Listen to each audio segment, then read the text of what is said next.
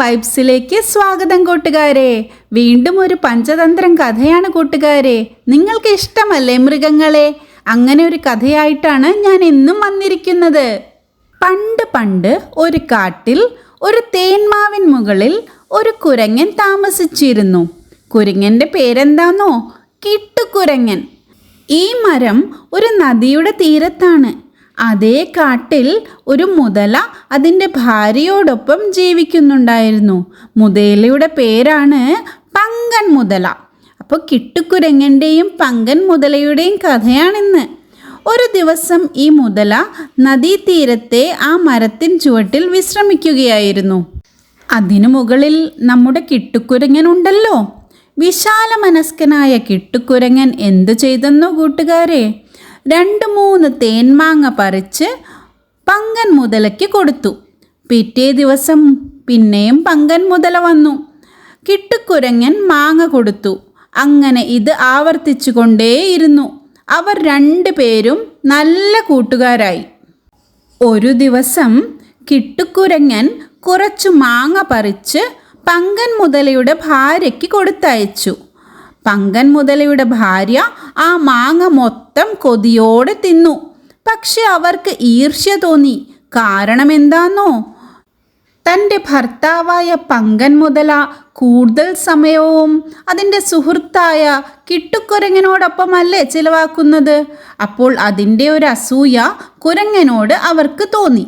ഈ അസൂയ കാരണം മുതല അതിൻ്റെ ഭർത്താവിനോട് ഇങ്ങനെ പറഞ്ഞു: ഈ കുരങ്ങൻ തന്ന മാങ്ങ ഇത്ര മധുരമുള്ളതാണെങ്കിൽ ആ കുരങ്ങൻ്റെ ഹൃദയം എത്ര മധുരമുള്ളതായിരിക്കും.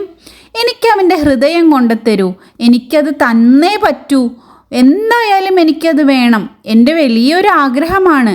അങ്ങനെ പറഞ്ഞ് ആൺമുതല, അതായത് നമ്മുടെ പങ്കൻ മുതലയ്ക്ക് വേറെ വഴിയില്ലാണ്ടായി. ഭാര്യയെ സന്തോഷിപ്പിക്കണ്ടേ? പങ്കൻ മുതല പിറ്റേ ദിവസം കിട്ടുകുരങ്ങനെ തൻ്റെ വീട്ടിലേക്ക് ഭക്ഷണത്തിനായി വിളിച്ചു. എൻ്റെ ഭാര്യയ്ക്ക് നിന്നെ കാണാൻ വലിയ ആഗ്രഹമുണ്ട്. ഇത് കേട്ട് കിട്ടുകുരങ്ങന് വളരെ സന്തോഷമായി. കിട്ടുകുരങ്ങൻ മുതലയുടെ പുറത്തു കയറി നദിയിലൂടെ അപ്പുറത്തെ കരയിലേക്ക് പോകാൻ തുടങ്ങി. മുതല തൻ്റെ അടവ് ഫലിച്ച സന്തോഷത്തിൽ നീന്തിക്കൊണ്ടേയിരുന്നു. പക്ഷെ പെട്ടെന്ന് വർത്താനത്തിനിടയിൽ മുതല കാര്യം പറഞ്ഞു: നിന്റെ ഹൃദയം ഇന്നെൻ്റെ ഭാര്യയ്ക്ക് സമ്മാനമായി ഞാൻ കൊടുക്കും. ബുദ്ധിമാനായ കിട്ടുകുരങ്ങൻ ഇത് കേട്ടയുടനെ ഇങ്ങനെ പറഞ്ഞു: അയ്യോ സുഹൃത്തേ, നീ എന്നോടിത് നേരത്തെ പറയണ്ടേ. ഞാൻ എൻ്റെ ഹൃദയം മരത്തിന് മുകളിൽ ഒരു കൊമ്പിൽ സൂക്ഷിച്ചു വെച്ചിരിക്കുകയാണ്. നമുക്ക് തിരികെ പോയി അതെടുക്കാം. മണ്ടനായ പങ്കൻ മുതല അത് വിശ്വസിച്ച് കിട്ടുകുരങ്ങനെ തിരികെ നദിക്കരയിലെത്തിച്ചു. കിട്ടുകുരങ്ങൻ ജീവനും കൊണ്ട് മരത്തിൽ ഓടിക്കയറി.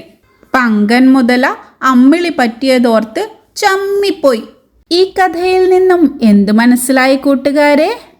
നമ്മൾ സുഹൃത്തുക്കളെ കണ്ടെത്തുമ്പോൾ ശ്രദ്ധയോടെ തിരഞ്ഞെടുക്കണം. മനസ്സാന്നിധ്യം ഒരിക്കലും കൈവിടരുത്. ഈ 2 കാര്യങ്ങൾ മനസ്സിലായില്ലേ കൂട്ടുകാർക്ക്? ഈ കഥ ഇഷ്ടപ്പെട്ടോ കൂട്ടുകാർക്ക്? പുതിയ കഥയുമായി വീണ്ടും വരാം. സബ്സ്ക്രൈബ് ചെയ്യൂ. അമ്മ വൈബ്സ് കൂട്ടുകാർക്കൊപ്പം.